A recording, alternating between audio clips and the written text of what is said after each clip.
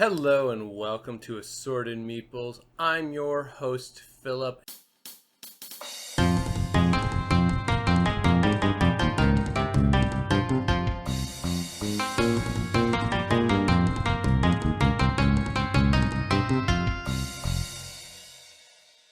And today we're talking about a subject that is near and dear to my heart, and that subject is Dice Throne. Now, currently running on Kickstarter is the Santa Vs Krampus 2-pack battle box that I personally am just passing on. As much as I want it, I don't want to spend the roughly $40, you throw in the shipping and all that for it. I don't think the value per character is there that is in all the others. Like, I've bought the 2 big battle boxes and that's $80 each, 8 characters, so $10 a character. It's how my brain breaks it down and compartmentalizes it. And these 2 are a seasonal thing, so they might come out during Christmas, might not. So as much as it hurts me to miss it, I'm gonna miss it. The next thing that they did in this Kickstarter is they're adding in a updated rules for 3 characters: the Huntress, the Vampire Lord, and the Tactician. Now, I'll get to the Huntress later, but we'll start with the Tactician. I have printed them off, and what they did to create these new rules is they've just used the leaflet, the side thing that controls their special abilities. So let's go ahead and pop our box open. Very nice, very nice. I love the artwork on this box. It really is the best. The simplicity of it, it looks like a book. And then I do love the fact that all the characters are on the side of the box, just like that. So, alright, so let's pull out the Tactician here so we can compare real easy. Now I am going to pop it up right in this area so you can see what I'm talking about. But the difference for the Tactician that I can see on his leaflet is the up here in the tactical advantage tokens. They have for the 3 token, inflict targeted damage on a chosen opponent. Inflict targeted damage. 4 tokens, I'm sorry.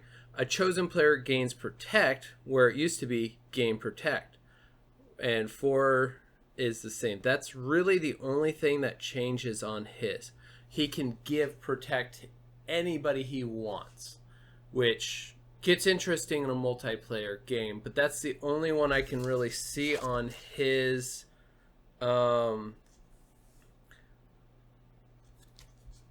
stack limit. Stack limit's the same. Yeah, you can use it as soon as it comes out. And so yeah, there's just that one. We're gonna put him back away. Next comes out is the Vampire Lord, which has gotten a lot of use in our groups and is quite the fabulous character.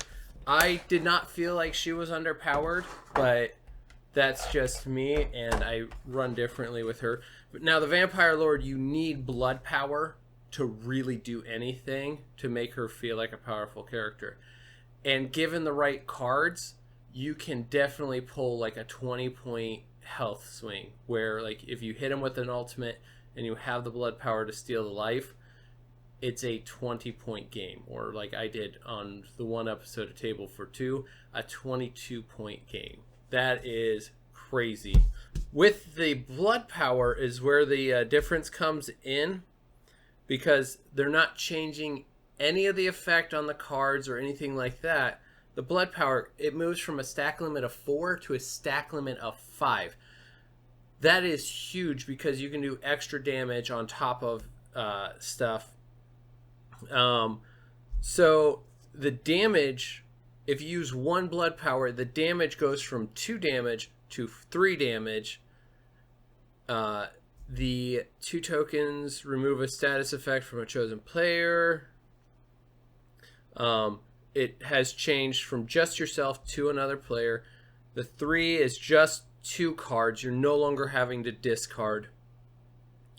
And 4 tokens, you can heal equal to the amount of damage successfully dealt. This effect may only be activated during your roll phase. So, oh right, and if you attack successfully, if your attack successfully deals damage to an opponent inflicted with 2 bleed on them, you gain blood power at the conclusion of your turn. Just gives another way to get that blood power rolling in, because again, that was where it got hard, is if you didn't roll for blood power, you were not nearly as strong as everybody else. But when you had the blood power, you were fighting. It's kind of like the Shadow Knight or the Shadow Thief, where if you didn't hit the shadows, you were losing pretty badly. The last character is the Huntress. I do not see why this one got a buff, and I did not see why this one got the buff it got, because if you use the Huntress right to begin with, she is absolutely brutal. Now, what you're looking at is all her abilities changes came in Naira, her companion.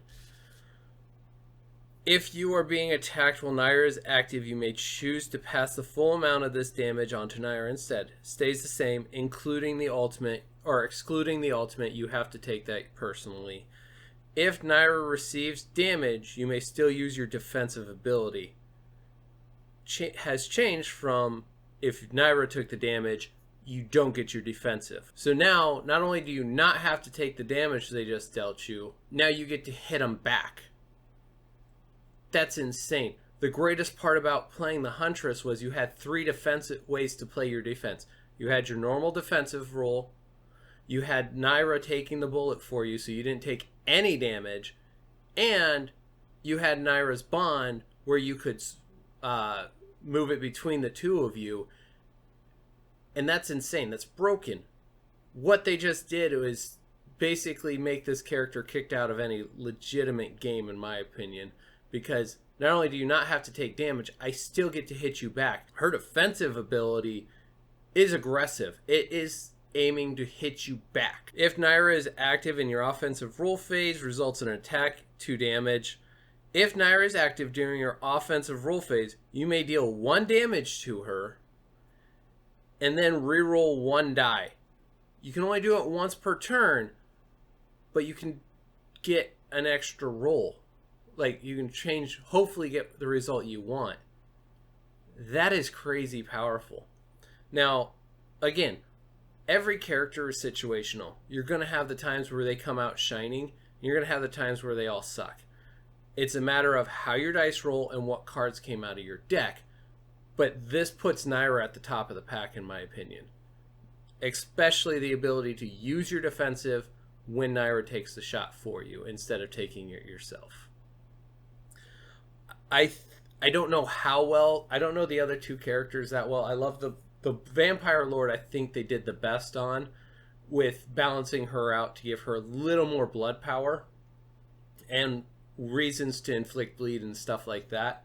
The Tactician, I've played just a very little amount, but he it didn't change very much. And then I feel like the Huntress, they overpowered more than she was already very competitive. I think what you have to do to beat why the Huntress feels weak to a lot of people is if you don't take into account that her attacks are buffed by 2, so her damage output is the same as long as Naira's up.